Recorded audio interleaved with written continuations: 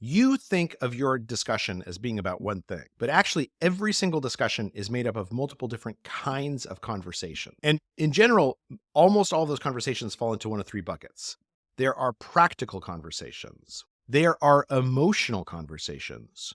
And then there are social conversations, which are about how we relate to each other, how we believe that our pasts have shaped who we are today, how we deal with office dynamics and interpersonal dynamics and sort of society as a whole.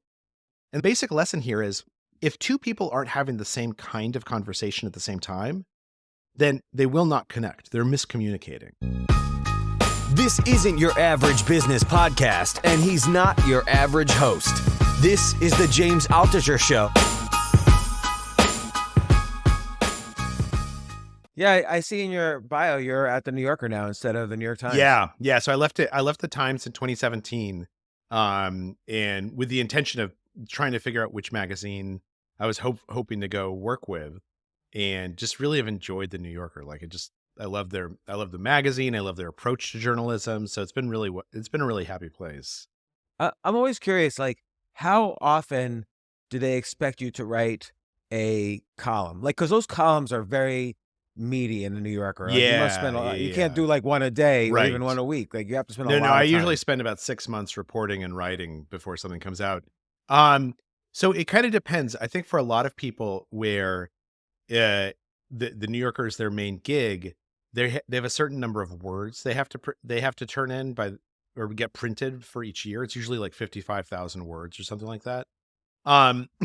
Because I have so many other things going on, I don't have to rely on the New Yorker quite as much as some of my colleagues. And so I'm in this very nice position where I can kind of choose to write as often or as infrequently as I need to, based particularly on like what's going on, that week or that month. So what other stuff do you have going on? Well, like writing a book and promoting the book and giving speeches and stuff like that. Just the rest of life that ends up taking up time. And so I try and write about 2 to 3 articles per year. And then, I had one earlier. I had one at the end of last year, but for the 2 years previous to that, I didn't write anything at all because I was working on the book. Wow. So this book, Super Communicators, took 2 or 3 years to write? Yeah, 3 years. Took 3 years for me to write Super Communicators. I don't know if I could if I would be patient enough to spend that much time writing a book, but I guess that's why your books are so, widely read. I think you have to enjoy the activity. Like people often ask me if they should write a book, and I say, look, if you enjoy writing, then you should write an article. And if you enjoy writing an article, then you should think about a book. But it only makes sense to write books if you really enjoy writing books. And well, also if you you talk to other people. So it's faster if you just wrote stories about yourself, for instance. That's true. That would definitely go faster. I don't think I have enough stories about myself to fill up an entire book. So for me, talking to other people makes it easier. But you're exactly right. Like I think there's a lot of different ways to skin the cat there. Well, I bet you do have a lot of stories about yourself. For one thing, you've written, so like, you've researched all these things, like for smarter, faster, better, you want to become a smarter, faster, better human being. Did you become one? Yeah, I think so. And I think in the course of writing Super Communicators, I mean, so when I wrote The Power of Habit 10 years ago, the impetus was that I wanted to figure out, like, if I'm so smart and I'm so talented, why do I have such trouble, getting myself to go exercise in the morning? And why is it so hard for me to like eat less and lose 10 pounds? And so I wanted to understand my own habits. And I wrote The Power of Habit to basically understand that. This book is very similar in that it's born in, I had a couple of experiences where I felt like I did a bad job communicating, like consistently, right? Like at work, with my wife, with my kids. And I'm a professional communicator. I'm supposed to be good at this stuff. And the fact that I was bad at it meant that there was a problem I wanted to solve. And so that was the impetus of it. I get to call experts and ask them for their advice on how to be a better communicator. And they're willing to talk to me because I'm writing a book about it. And so, and after this whole experience, did your communications with your wife become better? Oh, absolutely. Absolutely. So there was this pattern that I had, which I think is pretty typical, where I would come home from work and I would have had like, a rough day. And I would start complaining to my wife. I'd be like, my boss is a jerk and, my colleagues don't appreciate me and blah, blah, blah, whatever it is. And she very reasonably would respond by saying, look, why don't you take your boss out to lunch and get to know him a little bit better? And that might help.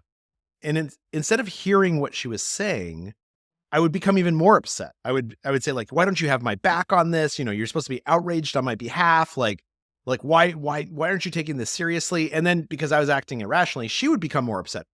We basically, we both went in wanting to have a genuine conversation with each other, and it would fall apart. And so that's the first thing I went and I asked researchers about is like, what's going on here? And they said, okay, so here's the basic thing you need to understand about what we've learned about conversations in the last decade, because we've lived through this golden age of understanding conversation because of advances in computing and data analytics.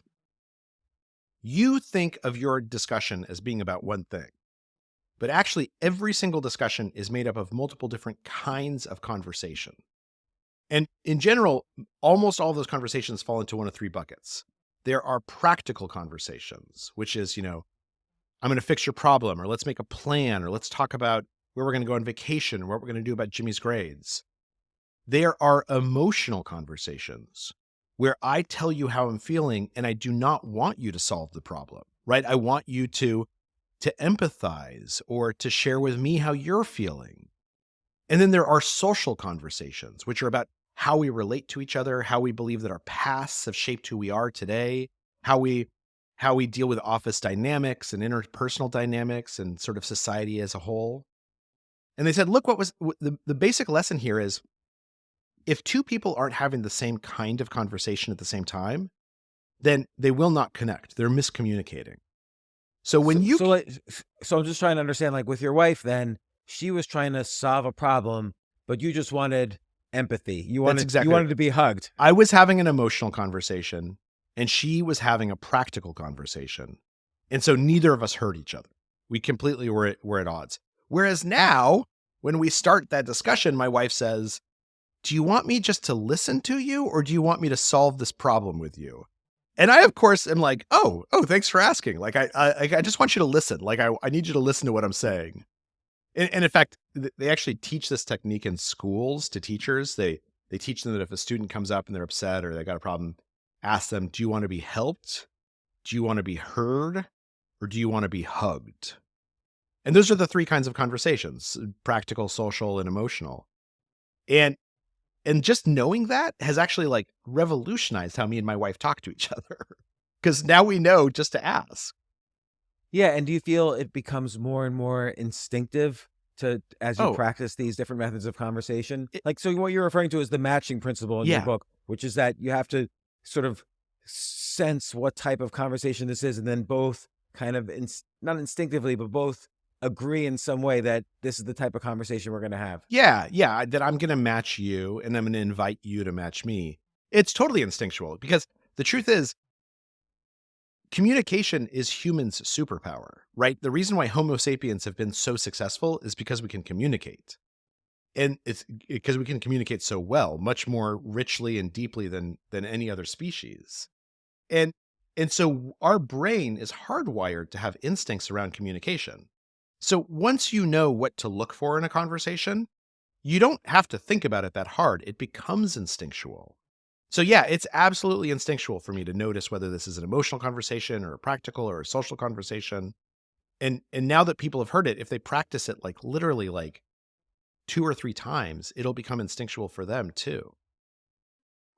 And there's a lot of concepts in the book. It's all very interesting. Like, yes, there's these 3 buckets of conversation. But then I also really appreciated, like later on in the book, in social situations, there's these 36 questions that you describe. Yeah. But then there's a way of taking each kind of question and making it deeper. So instead of me asking like, just where do you live?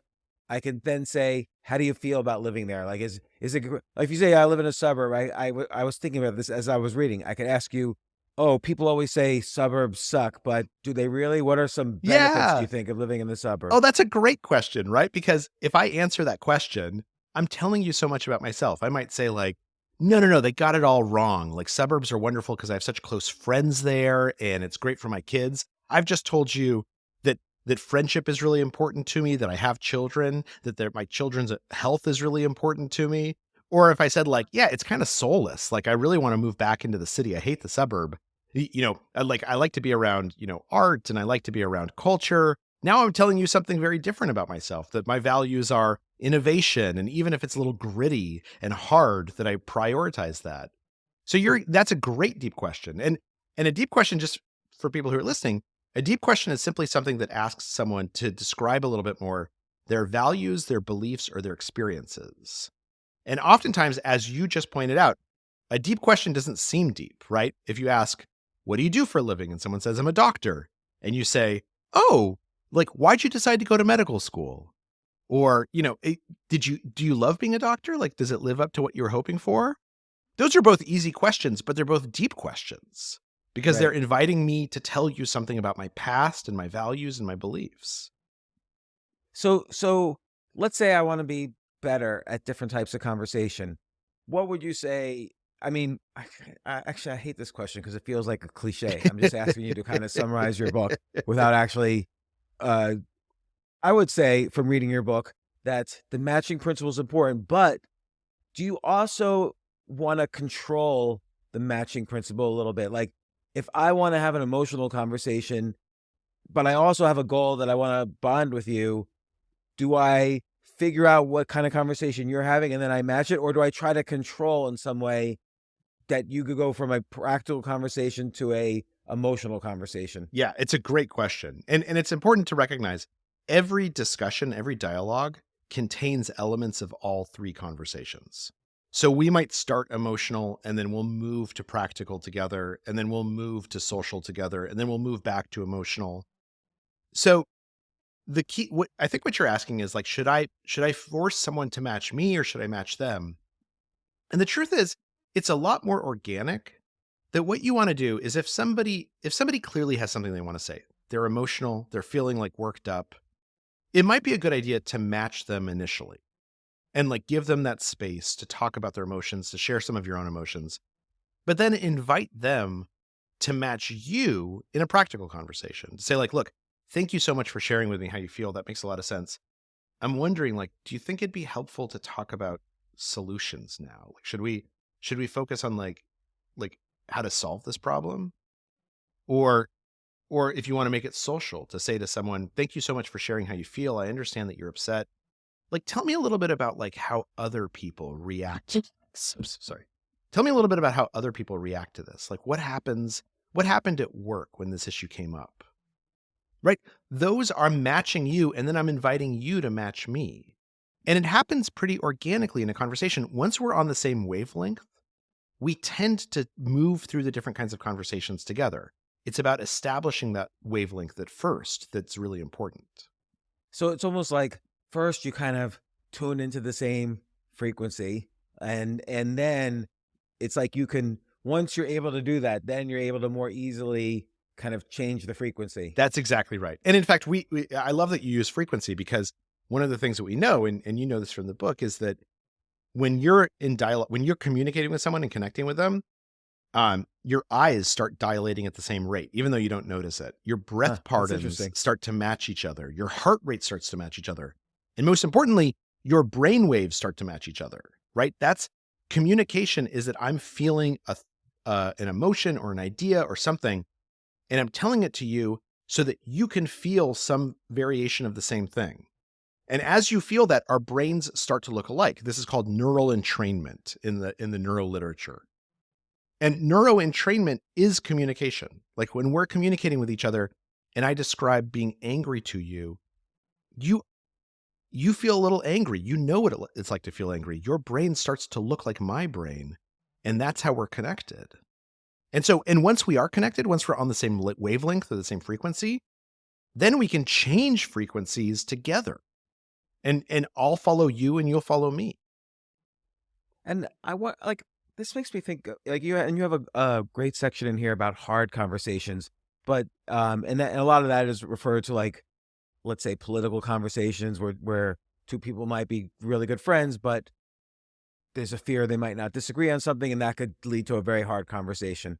But let me ask you a question. One time, I sold a company, And the company that bought my company then fired some people. Mhm. So an employee called me up, very upset at me because I had sold the company and now her friends had just been fired.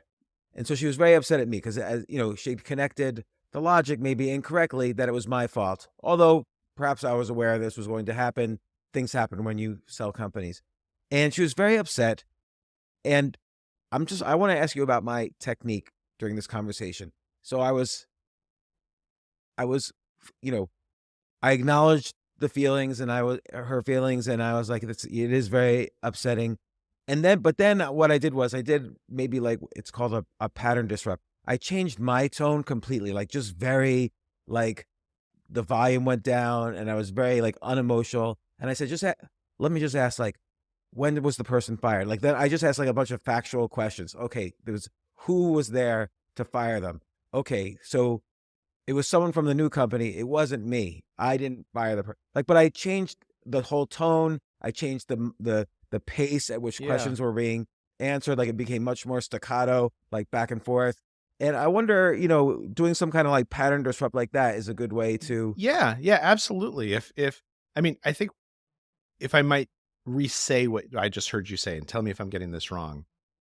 What you did is you basically kind of you guys were having an emotional conversation and then you invited her to kind of match you in a more practical conversation.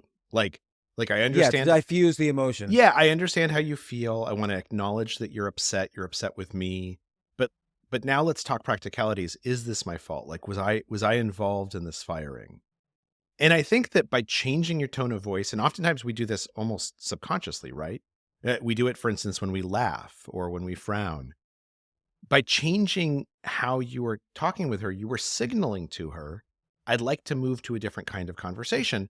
And you did it in a way that my guess is invited her to join you, right? If she had called up and she was like, I'm so upset, you're such a jerk. And you said, well, okay. Let me ask you some questions. Like, was it my fault? Did you see me there? It wouldn't have gone well. But instead what you did is you allowed that emotional conversation to happen. And then you didn't like start attacking her. You invited her to join you in a more practical conversation, which is probably what you needed to have to really resolve this. Yeah, and it worked pretty well. And so I was just wondering if that fit Yeah, into your model, and it absolutely. sounds like it does.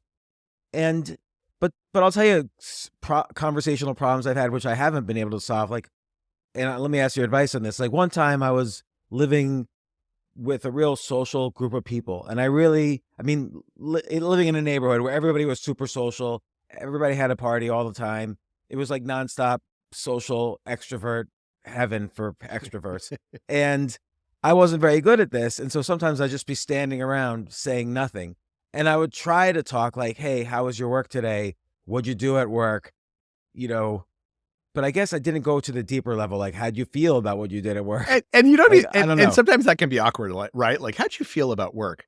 But Yeah. let's say you're standing there and you say like, "Hey, how was work today?" And they're like, "It was good." And you say something like, "What was the best thing you did today?" Or like, what do you like about your job?" Or, if I was thinking of becoming a lawyer like you are, what's the thing you would tell me that would be most important for me to know? Like, should I become a lawyer? Like, those are all 3 deep questions that are super easy. And once you do that, you're standing there, you're kind of like a little bit more introverted, and you ask someone like, do you like being a lawyer? Is it are you glad you did it? They're gonna talk. They're gonna tell you some amazing things, right? Because you're basically showing that you're interested in them. Yeah, you're right. Like that I didn't do that. Like I would say, "How was work?" And maybe I would even say, "Oh, did you feel shitty about that or happy about that?" But I should have said something like, "Hey, one of my kids is thinking of being a lawyer. What would you recommend it?" And whether they said no or yes, I can get stories out of that. Absolutely. Or and something else you could do, and I loved that you just brought this up. You could bring up something about yourself and then invite them to get deep because you've shared something a little bit vulnerable. In that case, it was my kids thinking of becoming a lawyer. That's not super duper vulnerable, but you could say something like, like eh, I've had this job for 10 I've been doing a podcast for 9 years and I'm trying to figure out like, do I like doing it or do I not like doing it? Like like, when you're as a lawyer, like, how do you figure out whether this is the right career for you? Yeah, or like how do you determine like the success of your day? Yeah. You know, because I'd have a hard time figuring out if my day was successful or not.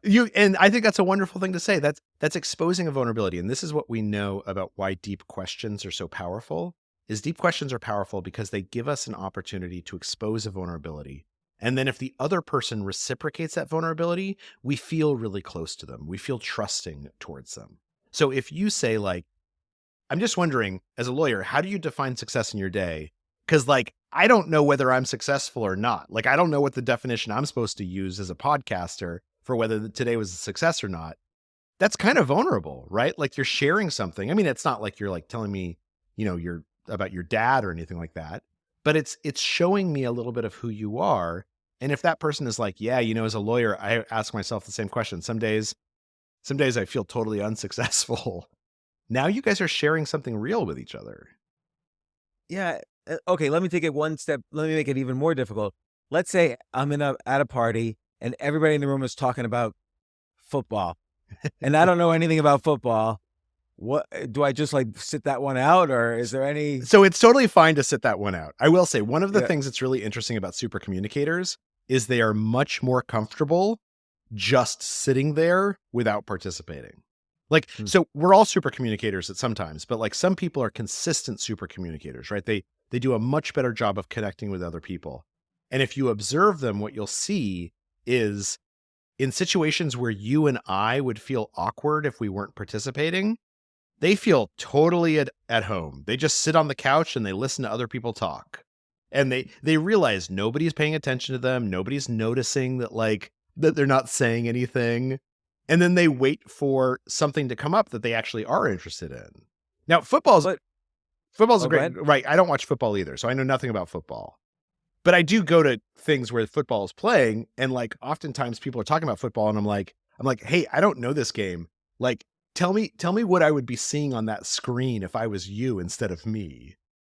Oh yeah, that's good. Often they Like how love do that, right? right? Because what they love about anything, when you love something, you understand the subtleties and the nuances, and you love to Exactly. talk about that. Exactly. So And it might be that like they don't want to have a conversation with you. Not everything has to be a conversation. Sometimes you can just like drink your beer and watch the screen until politics comes up or TV shows or something you are interested in. And then you can jump in. yeah, this is very useful. So you know, you were talking in the book about this guy Jim Lawler, who was a CIA recruiter. So he Yeah. worked for the CIA, and his job was to go to foreign countries and find out what other foreigners he could run into and get them to work for the CIA secretly. That's right. That's right. And he sucked at it at first. He was terrible at it. So Lawler, thank you for bringing up this story because like I love this story. Lawler like was so desperate to be a CIA officer, and he's like 30. He's 31 years old. He like finally got a job in the CIA. They send him over to Europe. He's terrible at this. He like literally like every single time he tries to recruit someone, they basically like either turn him down or threaten to report him to the police, and he might get deported. And he's just terrible until one day someone in his bureau says, hey, there's this woman coming to town who works for the foreign ministry of her home country back in the Middle East. And the Lawler never told me what country it was, but it's going to be pretty obvious. And Yeah, I kind of figured it was yeah, pretty obvious once you yeah, started talking. yeah. And it was Particularly at the time frame also. right. It's early 1980s, right? And this woman is coming from a place that just had a religious revolution, and the Ayatollah has taken over. We can guess what country it was. Yeah. But she works for the foreign ministry, and they're like, look, she's coming to town. You should go try and recruit her. So he bumps into her in a restaurant. He bumps, right? He manages to bump into her in a restaurant, and he introduces. Actually, I have a question Yeah. about that. Like, is it because he first did some spying to sort of see what her Yeah. daily routine was? Yeah, Okay. yeah. He like he and some other folks in his bureau like would keep an eye on kind of where she was going. And so like he saw her go into this restaurant she'd been in a couple of times, and it had like bar-like seating, so you could sit, so strangers would sit next to each other. And he like darts in and he sits next to her, and he strikes up a conversation with her, and he tells her that he's an oil speculator. And they develop this relationship, and they're like, he invites her to lunch the next day, and they go sightseeing together, and like they become friends. And she keeps on telling him about like she came to Europe because she was so upset about what's going on inside her country, and she works for the government, but she wants to reform the government, and they're not letting women study things in college, and they're making them wear the hijab, and she's really upset. And so eventually Lawler says to her, they have this private dinner, and he says, look, like, I care about the same things you care about making your country better. And I don't work for an oil company. I work for the CIA. Will you help us figure out how to improve things in your country? And she starts shaking her head and crying and gripping the table and saying, no, no, no. And she just completely is overwhelmed. She tells him, they kill people in my nation for this. I cannot believe that you struck up a friendship with me without telling me you're CIA. If my country ever knows that we went to dinner together, they would arrest me and my family. She just takes off immediately. She's so upset. So Lawler goes back and he tells his bosses, who he had already told, like, I've recruited this woman. He tells his bosses, like, nope, she didn't go for it. And his bosses are like, no, you don't understand. We already told Washington, D.C. you recruited her. Like, if you don't make this happen, you're going to get fired. Like, this is your job, is to recruit this woman. So Lawler is freaking out at this point because he's going to get fired. And so he realizes he has one last chance with Fatima. He can take her to dinner one more time before she never returns his phone calls. And she's about to go back to her home country. She's been there for about a month. So they go to this restaurant, and Lawler has this notebook full of ideas on ways to recruit her. And they sit down for dinner, and she's like super glum, right? And he asks her why, and she says, she's going home in a couple of days, and she thought that she would like figure some things out in Europe and things would get better, but she hasn't really figured anything out. And she's just really disappointed in herself. So Lawler tries to make her feel better. He tries to cheer her up. He starts telling her like stories about when they were, sightseeing together, reminiscing, and none of it works. She's super glum. She stays glum. They get to dessert, and Lawler thinks to himself, like, should I make one last attempt to recruit this woman? And he just decides, no, nothing I say is going to make her is going to convince her to take a suicidal risk. It's just, if I say something, she's just going to get up from the table and walk off. Like, I am terrible at this. I have failed. I just need to accept it. And so he sort of has this moment where he's thinking that, and instead of trying to cheer up Fatima and instead of trying to persuade her, he just decides to kind of match her and be really honest. And he's like, look, I understand how frustrated you are with yourself, because I'm incredibly frustrated myself. Like, I'm so bad at this job. I wanted this job so bad. And like, I see other people who are good at this job, and they seem to have something that I don't have. And like, I understand how hard it is to disappoint yourself. And as he's saying this to her, she starts crying, and he feels terrible, right? He like reaches over. He's like, I'm sorry. I did not mean to make you cry. Like, this is not my goal. You were honest with me, and so I want to be honest with you. And he starts patting her arm. And as he's doing so, she says, no, I can do this. This is important. And Lawler is like, she's so inexperienced and so overwhelmed. He's like, what? No, I don't want you to work for me. Like, it's fine. You don't need to work for me. Like, I don't want to put you in any danger. I don't want to put you in any risk. And she goes, no, I hear what you're saying about wanting that we both want the same thing for my country. And I think I can help you. The next day, she goes to a safe house to get training in covert communications and stuff like that. She becomes the best asset in the Middle East over the next 20 years. And when I asked Jim Lawler, like, why this happened, he said he actually doesn't know why she changed her mind, except that during that conversation, during dessert, for the first time, instead of trying to manipulate her or persuade her, he just matched her. She was glum. She was upset. He wasn't matching her. He was trying to make her feel better. But instead of... Right. So he was like trying to solve things, and she needed to be hugged. She needed to be hugged. And so when he hugged her, for the first time, she could really listen and trust him, and he could listen to her. And Jim Lawler actually went on to become one of the top recruiters in the CIA's history. He teaches other people how to do recruiting that. Well, the cynical side of me says, okay, this is great. This is going to make my conversations better in lots of different situations. But there's a cynical side which says, are we really just, it's almost like we're computers that if someone puts the right programming in there, then I can elicit reactions. So like, let's say, okay, you say he was being honest, but let's say that was his technique. Okay, she's feeling I'm going to match her. And then boom, I'm going to recruit her this way now. And he could basically use that, done the exact same thing, but did it more as a thought out technique instead of just being, quote unquote, just being honest. And it would have elicited the same reaction. Well, what's interesting, so you're right. The communication tactics and tools and skills can be used to manipulate as much as connect. But what's interesting is that humans have this very finely tuned authenticity detector. So there was a study that was done where researchers would make audio recordings of friends laughing together over a joke and strangers laughing together pretending to be laughing together. Oh my God, this is so great. And I can't wait to hear what the result is. They would play 1 second clips, just 1 second of these of people laughing, nothing except for laughter. And listeners could tell with 90% accuracy who were friends and who were strangers. The reason why is so not whether they were fake Yeah, could they tell whether they were fake laughing or not? They could tell whether it was fake. They could basically tell whether it was fake or whether it was real. Like, are these people really connecting or are they pretending to connect? And that's based on 1 second of audio, totally decontextualized audio. If you think about how the humans have evolved, we formed societies where we can't police everyone all the time, right? We can't make sure that everyone's honest. We can't make sure that no one's stealing.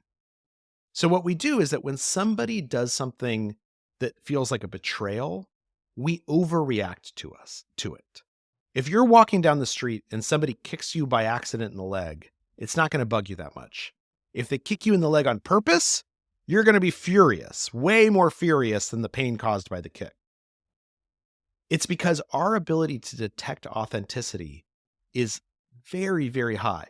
So maybe, if you have one conversation with someone and they're so talented, maybe they can fool you. Maybe they can manipulate you with these tactics. But if you're talking about becoming a spy, you've spent 3 months getting to know this person. The risk you're going to take includes that you might be killed for it. If they're being inauthentic, you're going to notice, right? And that's what Lawler said. Lawler said, like, look, in the future, when I tried to manipulate people, when I tried to recruit people without being completely authentic and honest with them, it just didn't work. Like, the only way, we're not computers because the only inputs that actually will listen to are real inputs. If you try and make it into something that you're not feeling, maybe you'll get away with it in one conversation. But with your kids, like, think about how well your kids know the difference between when you're really listening to them and when you're pretending to listen to them. It's true, but I think there's a gray area where you could do both. You could say to yourself, I'm going to honestly share my experiences because that will then get the response I need. Well, except that what's the response you need? So like you talk to people all day long, right? For this podcast. Like, I'm sure that you want to elicit something from the other person. You want them to be interesting, or you want them to be open and emotional, or you want them to be vulnerable. And I'm sure that you have little skills that you use to draw that out. But if you're phoning it in, then it doesn't really work, right? Like, no, I agree. But like, what I do is, and so whether this is a technique or whether this is honest, I would say it's a little bit of both. I just become insanely curious. So like, so Charles, I have like an hour or so with you, and you just wrote a book about a topic I am really fascinated about, which is communication. So anything I don't understand, or anything, like, you say something, and if I just have like, oh, that rubs me some way, like I can't let that go. I got to ask a question. yeah. That's an honest question, although I know I'm going to do that to have a fun podcast. So it doesn't demean the authenticity of what you're doing simply because it serves a higher purpose, right? I think the example of this, if somebody spends their entire life pretending to be moral and they only do moral things, even if they don't believe it, even if they don't feel it, they're a moral person, right? Just because you're curious for a reason does not mean that your curiosity is inauthentic. If anything, Yeah. it's actually you being more honest with me, saying like, look, I'm really curious about what you're doing. And by the way, and in the communication literature, this is known as a quiet negotiation. By the way, I'm asking you this because I'm hoping that other people will be interested in it too, that it makes for a good podcast. That doesn't make our conversation less meaningful. It makes it more meaningful. Now I know what you want out of the conversation. And I Right. believe you've been honest with me. It's funny with the kids because parent-kid conversations are a great environment to test this out, like the computer programming idea. Like, is my little kid a computer that I could like force a certain response? But you're right. You still have to combine some authenticity. So when they did something wrong when they were little, I would never get angry because when you get angry at somebody, they tune you out. They just Yeah. walk away or whatever. But I would say someone told me to do this. Don't say you're angry. Say you're disappointed in them. But it only really worked if I really Was did feel disappointed. disappointment. Yeah. So I would sometimes have to produce, like sometimes I didn't care that much. So I'd have to produce in my brain that feeling of disappointment. And then really, if I really was disappointed, they'd start crying if I said I was disappointed in them. Well, so what I hear you saying, and tell me if I'm getting this wrong, is that oftentimes when we're talking to someone else, we discover what we feel without realizing it, right? Like the fact that you had to tell your kids that you were disappointed meant that you had to figure out, like, are you actually disappointed? Look, if you weren't disappointed at all, you would not be able to generate any disappointment. Right. Right. And that as you're saying this, it's the memories are coming back. Like that was pretty clear that sometimes I would say this and it wouldn't work if I didn't really feel it. Like if their mom said, go talk to them, and I didn't really care, then it wouldn't, we would all just end up laughing. Like a 6-year-old's BS detector is very, very high when it comes to their own parents, as anyone who has children can tell you. It's very, very hard to pull one over on your own kids. So, let me ask you this. So with kids too, sometimes, and particularly, from generation to generation, different generations disagree with each other about different topics. Like, let's say a sensitive topic right now is this Israel-Hamas situation. Yeah. And it's very, very generational, actually, because we see what's happening on college campuses and so on. And if I've had this conversation several times now. If you really feel someone doesn't have the full information or they have misinformation, of course, you always have to keep the option open that you might be wrong personally. But how do you really, and you talk about this in the book, but how do you personally navigate these hard conversations about very painful topics? Yeah, it's a really good question. And there's a whole chapter in the book about this group this group that brought together people who are for gun control and people who are gun rights advocates, and brought them together not to try and get them to agree with each other and not to get them to even find common ground, just to see if they could have a civil conversation without screaming at each other. And it was a big success until it went online. And the reason why it was a big success is because they taught people, first of all, a technique called looping for understanding that I can describe. But more importantly, they taught people that the goal of a conversation is not to convince the other person. It is not to figure out what you have in common. The goal of a conversation is simply to understand what the other person is trying to tell you and speak in a way that they can understand you. If you've done that, the conversation has succeeded. So let's take the Israel-Hamas, right? You're on campus and you're talking to someone who's very different than you. If you say, my goal is to get you to admit that, Israel is terrible or that Gaza is terrible, you're probably not going to succeed. It doesn't matter how many facts you have at your disposal. It doesn't matter what evidence you have. They have their evidence. Like you came into this conversation already understanding what you believe. You're not looking to the other person to educate you. But if you come into that conversation and you say to them, look, I understand that Israel and Gaza is really important to you. I want to understand why it's important. Tell me what you believe about this situation and why you believe it. And here's the deep question, tell me why it's important to you. Like, tell me, of all the things that we could be talking about, this one seems to be really important to you. Explain to me why. Okay, so you ask that question. They answer the question, right? They tell you what their response is. Then we get to looping for understanding. So step 1 is you ask a question, which we already did. Step 2 is once the person has finished answering the question, we repeat back to them in our own words what we just heard them say. So, what I hear you saying is that for you, this is a continuation of oppression that has always been aimed at brown and black bodies, and you don't like the fact that the United States, you feel ashamed that the United States is, or what I hear from you is you believe really deeply in Israel's right to exist and their right to defend themselves. And we have this precursor of the Holocaust showing how important that is. So you repeat back what you heard them say in your own words. And then step number 3, and this is the one we usually forget, you ask if you got it right. So what does that do? So let's say, okay, somebody says, okay, I acknowledge that October 7th happened. That was clearly done by evil people, but so is bombing children an evil thing. And then let's say someone says that to me and I respond and say, so what I'm hearing you saying is that you really don't like the fact that children are getting killed and it's not their fault.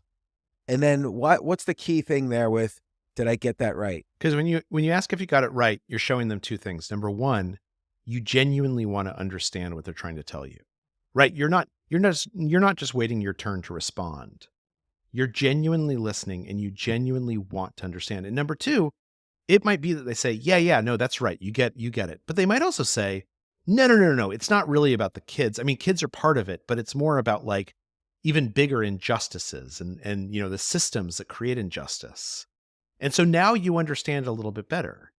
And then because they feel listened to, because they believe you want to understand them, and again, this is hardwired into our brains. We can't help it. They are more likely to listen to you. So after repeating that back, maybe once or twice or 3 times, saying, did I get it right? Until they're like, yeah, I think you understand what I'm saying. Then you can say, can I tell you how I see this from my perspective? Like, would it be okay to share with you why I see this a little bit differently? Because I want you to understand where I'm coming from. And what's interesting there is if you truly take out the element that you're trying to convince them, then I feel that can work. Yeah. If you say, for instance, look, these teenage girls got raped on October 7th. That could be anybody we know, for instance. That's just so disturbing to me. I don't even know how to respond to it. And then you just leave it at that. Yeah. I think that and that's much more persuasive, right? Like it might be, and inevitably what's going to happen is that you guys are going to actually influence each other a little bit. Like you're both going to agree that rape is terrible, that the Hamas terrorists were terrible, and perhaps Hamas isn't Gaza, or maybe, you get to a deeper conversation where you're finding places where you can understand things together. But if you just come in and we know this from study after study, anti-vaxxers is a great example of this. The CDC, when the vaccines first started coming out and people didn't want to get the vaccine, the CDC was like, look, if we just educate them enough about the science, they'll get the shot. Like, we just need to tell them the facts. And doctors would go into these exam rooms and they would try that.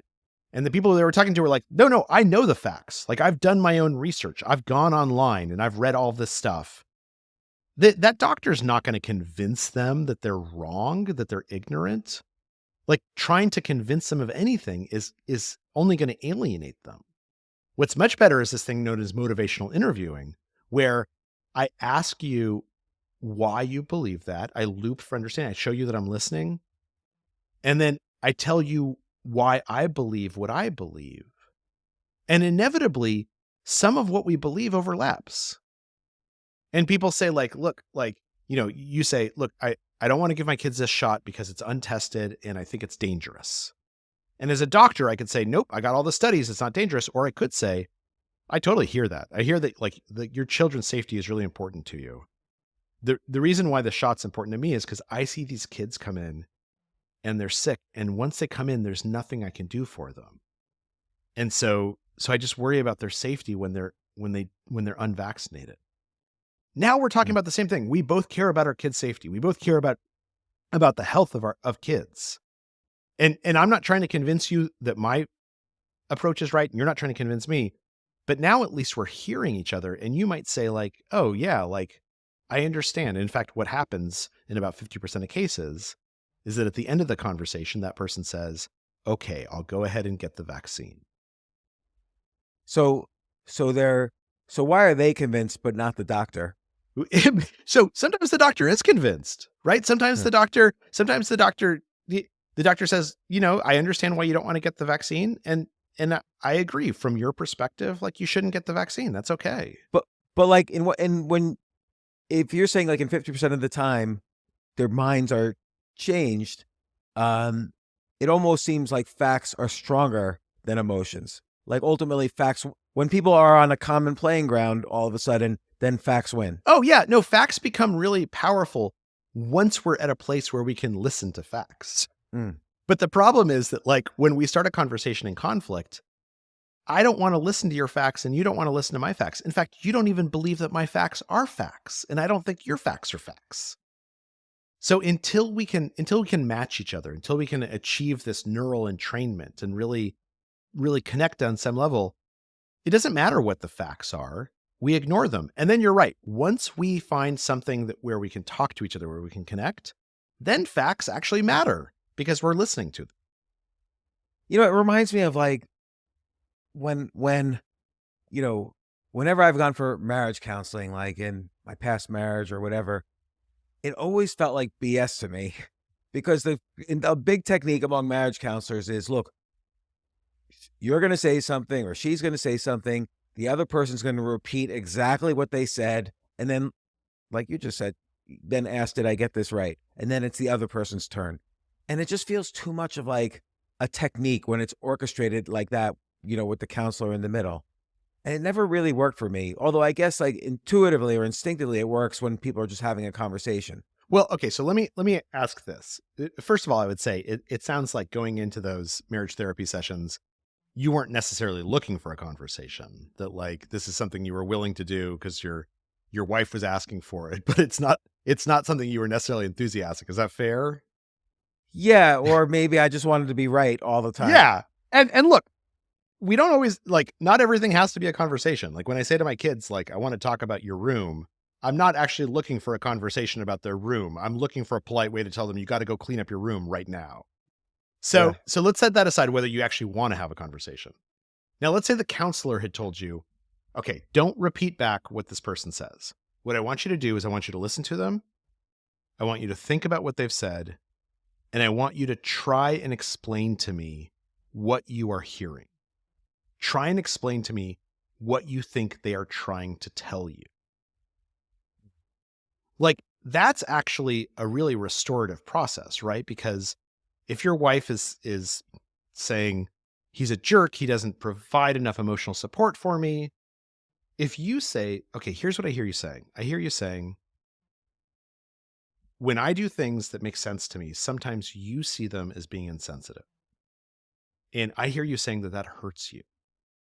And that it feels cruel for me to hurt you that way when I can just be kinder. Did I get that right? At that point, she's going to feel listened to, and you actually might learn something about what's going on in your relationship that you didn't recognize.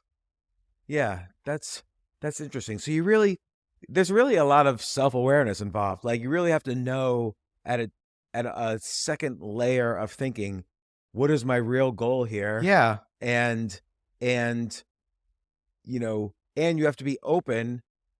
You have to have the intelligence to be open to hearing something painful about yourself. Well, and can I just point out, you just looped for understanding me, right? You basically restated what I just said in your own words. And so I feel listened to, and you feel like you actually understand me. And that wasn't too formalistic. That wasn't too awkward. It's sometimes when Right. we're in a marriage therapy. I mean, look, marriage therapy is tough to begin with, right? It's not going to be Yeah. it's not going to be a good time regardless. It's not a party. Yeah. But I think what's important is that like when we are a little bit more self-aware, when we just think, and it's just literally thinking half an inch deeper about a conversation, thinking half an inch deeper, noticing half an inch more what's going on in a dialogue makes you a super communicator. Super communicators, they don't have special powers. They're not born that way. It's literally just a set of skills any of us can learn. Do you think younger people have just as much ability to be a super communicator as older people? The Oh reason I yeah. ask is it reminds me of Arthur Brooks' books comparing, fluid intelligence with crystallized intelligence, i.e., the Right. intelligence of a younger person with the intelligence of an older person, taking into account their brain changes and so on. So I'm wondering if maybe older people are just naturally better. No, I think that oftentimes older people have a little bit more practice and a little bit more Mhm. experience. But there's I mean, okay, when you were a kid, so sometimes I say the best way to identify who is a super communicator in your life is if you were having a really bad day, who would you call that you know would make you feel better? Like, does someone come to mind for you that like, Yeah. yeah, me too, right? We know immediately who we would call. That person is a super communicator for you. You're probably a super communicator for them. Now, if I asked you that same question when you were 11 instead of now, your answer might be different and it would be for different reasons, but you still knew super communicators when you were 11 years old. You knew the kids who like were kind of effortlessly popular at school or who everyone just liked to talk to because they made you feel better about things. Like it's not about how old we are. It's about whether we've learned to think a little bit more about this. Now, I will say most super communicators, people who are consistently super communicators, most of them, if you ask them, will tell you that they went through a period when they were really bad at communication, when they were awkward as kids or their parents were getting a divorce and they were the one who had to be the mediator between them. They had to think a little bit more about communication because, their survival depended on it or their happiness depended on it. So yeah, we can all be super communicators. It's just a question of do we want to spend that time and energy to get there? Well, it does. Well, and this is related actually. So online, you've mentioned that a couple times in the book that a lot these conversations are happening in person, and online results are different. Is it because online we don't really pick up that authenticity antenna doesn't really work? So I think what it is, so I mentioned the chapter about the gun control conversation, right? And so all these people there was 100 people, 50% gun control, 50% gun rights. They teach them looping for understanding, a couple of other techniques. They have a great weekend. Everyone basically, nobody changes each other's mind, but they walk away saying like, we really connected, we understand the other side. Then they set up a Facebook group for all these folks and a couple of additional folks. And within 45 minutes, people were calling each other jackbooted Nazis online, right? Like it all fell apart once they went online. And I think what was going on there, and this is what research shows us, is that we often assume that communicating one way is the same as communicating always, right? Now, we've actually learned to intuit some differences. When phones were invented about 100 or became popular about 100 years ago, there were all these articles about how no one will ever be able to have a real conversation on the telephone, that they'll just use it for like sending stock orders or grocery lists. And they were right at the time. If you listen to how people talked on the telephone, they didn't know how to talk to each other. It was really hard for them to have conversations. But by the time you and I become teenagers, we can talk on the phone for like 6 hours a night, right? Like we learned. And in fact, what we know is if you are talking on the telephone versus face to face without realizing it, you will over enunciate your words on the phone. Hmm. If we can see each other like we can on this video call, if we turned off our cameras right now, our vocal variety would become higher as we're putting more emotions into our voice because we can't see each other. Put differently, we have learned different communication techniques for different channels. Now, we've been talking on the phones for over 100 years. We've been talking face to face for millennia.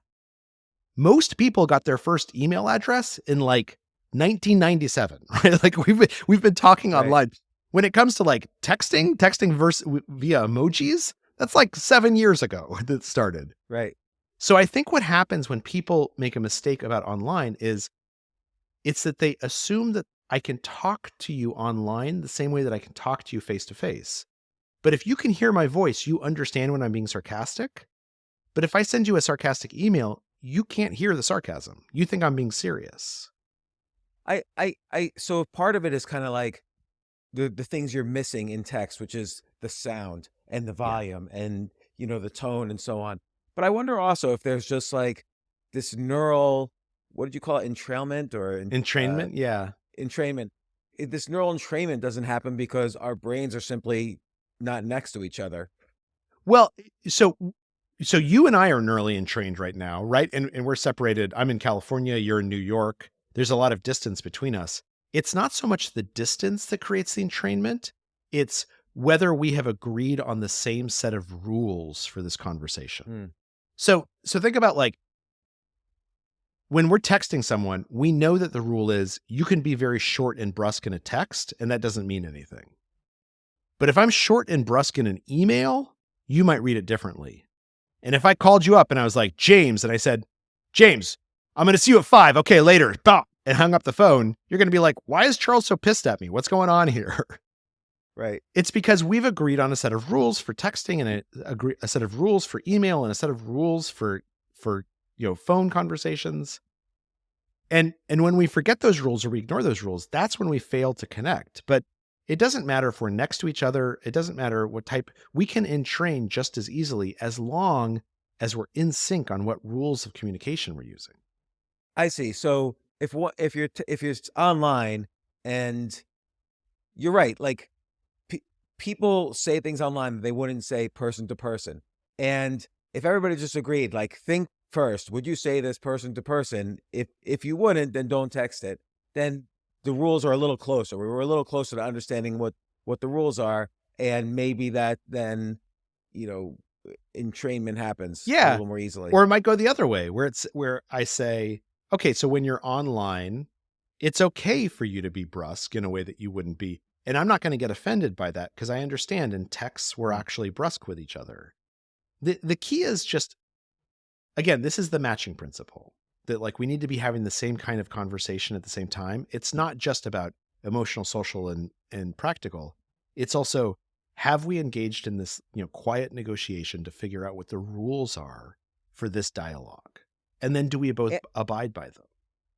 And the book is all or mostly about one-to-one conversations. Like, like in some sense, most of it's like high impact, it's husband and wife, colleagues at work, difficult conversations, or recruiting someone as a spy. There is also the whole social thing, which is the part I really needed the most. But there's also another aspect of conversation, one to many. So if you're giving a talk or you're performing a comedy or something like that, if you're giving a talk, that's one to many. How would you use these principles in one to many? Sure. So the first question is that a conversation? Like, do you want to have a conversation with the audience, or do you want to just tell the audience what you're thinking and feeling and let them absorb it? You should. Well, okay. My theory there is that the best public talks feel like conversations. That's exactly right. And we're seeing that right now on the campaign trail, right? There's one candidate in particular who like seems to take an entire room of people and make them feel like they're having a conversation with him. It feels organic and natural for the people in that room. So what's going on there? Well, oftentimes it's the same basic principle, just kind of writ large, right? If I'm feeling something, if I'm feeling an emotion, I'm going to show that emotion. So I say, I am angry. I'm angry that this is happening. I'm angry that, whatever the issue is, stick in the issue of the day. Or if I'm saying, okay, and now I know you're angry too. Tell me that you're angry. And the crowd roars back, right? And then at some point I say, but being angry isn't enough. We need to actually go and try and solve this problem. And the way you solve the problem is by showing up at the polls on election day and voting for me. Now we've moved on to a practical conversation. I want you to go tell your neighbor about this idea. I want you to tell your neighbor how important this is. Now that's a social conversation, right? Huh. And if it's good, the audience is saying it back to you. The audience is looping for understanding. They're telling you, I want to go vote. I'm going to go talk to my neighbor. Oftentimes you hear politicians say things like, promise me you'll go talk to a neighbor tomorrow. And people stand up and they shout, I promise, I promise. It is a It's conversation. funny how it cycles through all the three types of conversation. Yeah. The practical / facts, are we all feeling, the same way and helping each other, agreeing that we feel the same way. And then social. Yeah. And that happens in almost every conversation. What you'll notice is that in every meaningful conversation or every sort of sustained conversation, all three kinds of conversations come up. I wonder, is there a fourth thing there? Also, there's a call to action, which is vote. Yeah. So I think In that case, in that example. I think that very explicitly in that example, and I think that's a little practical, right? It usually falls into the sort of the practical conversation, like how do we make a plan? Like, how do we turn this feeling into a plan of action? But you're exactly right. And it's not like there's no other forms of conversation. These are the buckets that many different kinds of conversations fall into. But then there's sometimes when like, if I go to a movie and like I'm watching a movie next to my kid and we're just like whispering like things we observe to each other, that's a conversation, but maybe it's not emotional or practical or social. Maybe it's just us sharing with each other. But for the most meaningful conversations, the ones that actually matter the most, then you find these three elements: the practical, the emotional, and the social. What's interesting to me as a podcaster, like both of us have been podcast hosts and podcast guests. And, and it's interesting because I've been on a lot of podcasts and I see the poor podcast hosts. It's like they have their questions in advance and they stick to them and they're just going from one to the next. And I don't want to say they're bad podcasters. Maybe they're nervous or they're just learning, but those I really get annoyed, and they're not like real conversations. I think it works for podcasts too. Like the best podcasts are just conversations. Yeah. Like I try to imagine you and I are we haven't spoken in years. We're just calling each other up to update. And then that's the podcast. And I think the reason why that approach works is because it feels like you're listening to me. Whereas if you ask a question, I give you an answer, and then you just move on to the next question on your list, you're not really listening. Like, you're not trying to connect with me. You've basically got a list of questions you want to get through. And think about how frequently that happens face to face, right? I'm saying something and I feel like instead of listening to me, you're just waiting your turn to speak. That's not a conversation where we feel connected to each other. But when you, as you're very talented at this, when you say like, look, I think what you're saying is, or here's what I'm hearing, or let me show you that I'm listening, then it makes me want to listen to you and do the same thing back. Well, the best example in your book was one of the first stories in the book, the Felix. Yeah. I forgot his last name, the FBI Segala. negotiator. Yeah. And I loved that story. Like basically it was almost like this magic trick that he did. It's totally, and what's amazing about Felix Segala is it's totally a magic trick. This is like, if this guy walked into a room, there is no way you would think he was a super communicator. He's like pudgy. He's got like a Ted Lasso, like a substitute teacher mustache. His voice is kind of nasal and reedy. He actually, as a kid, was really, really shy. And his father was a con man, right? Like he was his grandfather. His grandfather was a con man. He was totally ashamed of like how he had grown up. And because he had to think about communication, he got really good at it. And one of the things he does that's really powerful is he uses laughter. And we know this about super communicators. Super communicators tend to ask 10 to 20 times as many questions as other people, right? Just a huge number of questions. Most of them we don't even register because they're questions like, hey, what'd you think about that? Or like, what happened next? Super communicators tend to laugh more, but they're not laughing in response to anything funny. They're laughing to show you that they want to connect with you. And then our natural instinct is to laugh back, and we're showing them that we want to connect back.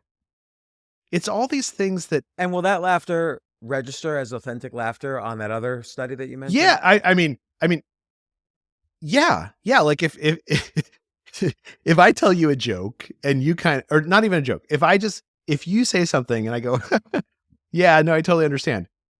You're not going to think that I'm like uproariously entertained by you, right?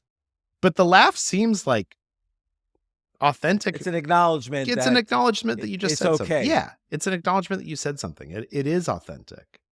With AI out there now and wearables a thing, like what if just on my smartwatch, it keeps track of everyone who I'm talking to. And then when I get home, I look at the watch and say, okay, this guy was authentic. This guy wasn't authentic. Yeah. Like all this stuff could be made right now. I mean, The technology's there. that's kind of what NASA did, right? When NASA was looking for astronauts, they needed to figure out a way to tell the difference between people who were emotionally intelligent and people who could fake being emotionally intelligent really, really well, but probably were going to crack when you're like in space for 6 months at a time and you're living next to someone. And one of the ways that they found to do that was to pay attention to basically record how people laughed. Whether if an astronaut applicant, when the interviewer would walk in, the interviewer would do something like drop all their papers or make some joke and laugh really, really loud, like bigger than you would expect.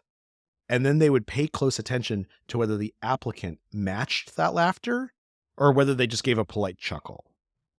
And that helped them know who actually wanted to connect with other people. So you're absolutely right. We could work that into our technology and figure it out. Now, the better thing is just to actually just pay a little bit of attention, right? Like if you were asking me, if you were being inauthentic, if you were just going down your list of questions, I don't need a watch to tell me you're doing that. I pick up on it pretty quickly. Yeah, I guess that's true. I guess a lot of it, it just, so what's the point of the research, you think? Is the point really just to say this definitely happens, even though, and I'm asking specifically about a research study you mentioned in the book. So there's a chapter on negotiation or a section on negotiation, and you talk about 3 Harvard professors, William Ury, I've actually spoken at a TED Talk right after he spoke. He's one of the professors, and they wrote this book, Getting to Yes. And what struck me in that study was they one of the guys had been involved in real negotiations, like releasing the hostages in Iran and the Camp David Accords and so on. And so in the real world, he says this happens, but then they did a study to show that this happens. So I wonder sometimes what's actually research and what we just kind of know this stuff anyway. Well, so I do think we all have an instinct on how to communicate, right? Communication is human superpower, and we all have evolved to communicate. That being said, sometimes we don't listen to our instincts. Sometimes we don't understand how to listen to our instincts. Also, sometimes it's easier for those instincts to thrive when we have skills that we can use. So are the skills that I'm describing and that William Murray describes, are they manufactured skills that nobody knew existed? No. Like everyone hearing looping for understanding knows that this is something that's effective. But sometimes you need someone to tell you, look, there's a system for this. There's a process. Like instead of letting it happen happenstance, just do these 3 steps and keep these 3 steps in mind. And then a couple of weeks later, it's automatic. It's subconscious. You do it without even thinking about it. So I think you're right that part of what's interesting about communications research is that it tends to reveal things to us that as soon as we hear them, we say, oh, of course that's true. Like I knew that without knowing it.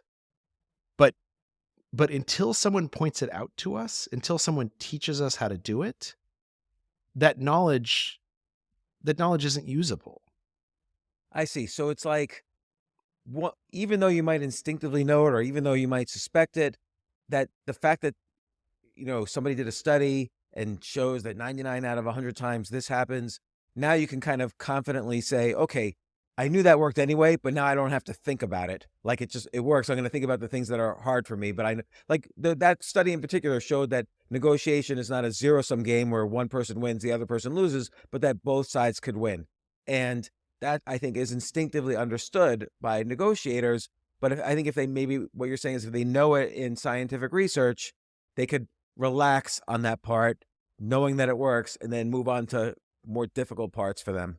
Well, and think about how easy it is to get into a mindset where I say, my goal in this conversation is to convince you that I'm right. Like if I can just give you the facts that I know, you're going to agree with me. Right? And if somebody says to you, look, it's not going to work. Like I understand why you think that, but research shows it's not going to work. Your goal in this conversation should just be to understand each other. And and if one of you changes your mind, that's the thing that's going to get you there. Like I understand why that instinct exists to try and just prove to the other person that I'm right and they're wrong. But it also is instinctually true that when I tell you it's not going to work, you know that I'm being right. And I guess also take the hard conversations as an example. The more emotional you are in a conversation, or the more a conversation triggers some emotions, maybe you forget these instinctive rules that you know most of the other times. And you have to That's be exactly reminded true. because you say, this study happened, so I know I shouldn't be angry or try to force feed my opinion or whatever. Or just anxious, right? Think about like how frequently we go into a conversation and we just feel kind of anxious about it. There was a study that was That's every done. conversation I ever have. Okay, right. So there was a study that was done by a woman named Alison Wood Brooks at Harvard Business School, where she had people write down 3 topics they could discuss before they started having a discussion with a stranger. And so it took like 7 to 10 seconds. People would write down like, last night's TV show and the football game this weekend, little dumb stuff. And they'd put it in their back pocket. And what they found is that those conversations went much, much better after people had done that. Not because they discussed what they had written down. Most people didn't ever discuss what they had written down. But feeling like you had something to fall back on made them less anxious. So oftentimes, part of teaching these skills is to say to you, you don't need to be anxious going into this conversation because you can always ask a deep question. Like you have something to fall back on. And if you're in a conflict situation, if you're arguing with someone and like you're feeling overwhelmed, just loop for understanding. Just repeat back what you heard and ask if you got it right. And that's going to, if nothing else, give you time to settle down a little bit. These skills Wow, are important because we remember them when it's hard to remember things. I mean, this is so valuable. It's valuable in a lot of contexts. I mean, for myself personally, I could think of relationships, marriages and sales, negotiating, podcasts, public speaking. I mean, there's a lot of different areas where just knowing this stuff at a deeper level is really important. So can I ask you a question? Sure. Okay. So you've been doing this podcast for 9 years. Yeah. And I assume in your life, I know you've had some conversations that have gone well and some conversations that have gone less well. And what do you feel like, how are you a different communicator today than you were 9 years ago? I think I am more of a blank slate seemed like the wrong word to use, but I am more likely to not have any opinion when I'm talking to somebody. Mhm. So and maybe a way to say it is non-judgmental, but it's not even non-judgmental. I have no reason to judge because I go into a conversation with no opinion. So I'm not going to judge if they have a different opinion from me. And I think and what I fall back on is curiosity. So like and I feel the curiosity in my body. And so I think those two things, completely unopinionated, so I'm able to absorb the other person's and really listen to the other person's opinions. And the other thing is just insanely curious. Yeah. So and I allow my body to tell me, interrupt here because you have a question. Right. And what I love about that, I'll loop for understanding. What I hear you saying, and tell me if I'm getting this wrong, is you've learned to be more in the moment. Like rather than you've learned to listen, and the goal has become understanding what the other person is trying to tell you more than trying to figure out who's right or wrong or what the greater truth is, but rather hearing what they're saying and listening more closely and being curious to really understand them. Is that right? Right. Which by the way, might not be the best podcasting strategy because very successful podcasts are often very opinionated. Yeah. And and I had, so Mehdi Hassan, who had an MSNBC show, he came on the podcast when his book came out, and he said, there's no way you're neutral on all of these issues. And maybe he's correct, but at that moment I was really neutral. Yeah. on every issue out there. No, and he refused to believe me. I believe you. I think that like when you're curious and when your goal is to understand, it's often easy to set our own opinions aside in a very genuine way. And you're right. Maybe like some podcasters do really well, like just by kind of bloviating. But I would say even if it's not great for podcasts, and I actually think it is, even if it's not great for podcasts, it's good for conversations, right? Like do you think you're a better communicator today than you were 9 years ago? Oh yeah, absolutely. Yeah. And part of it is a function of age, I think, because you do kind of learn through experience. But part of it is because I've dealt with, look, let's just take politics as an example. I've had on Republican presidential candidates, Democrat presidential candidates, independents. I've had people from every side of the political spectrum, and I will guess that every guest I've had probably thinks I think exactly like they do. Or at least that you're interested in understanding how they think, right? Like, Yeah. like I don't think you, I Right. don't think you agree with everything. I don't even know if you agree with that, but like, I know that you want to understand what I'm telling you. And like, that's what feels good. Like our brains actually Yeah. evolved to really feel a lot of pleasure from being understood.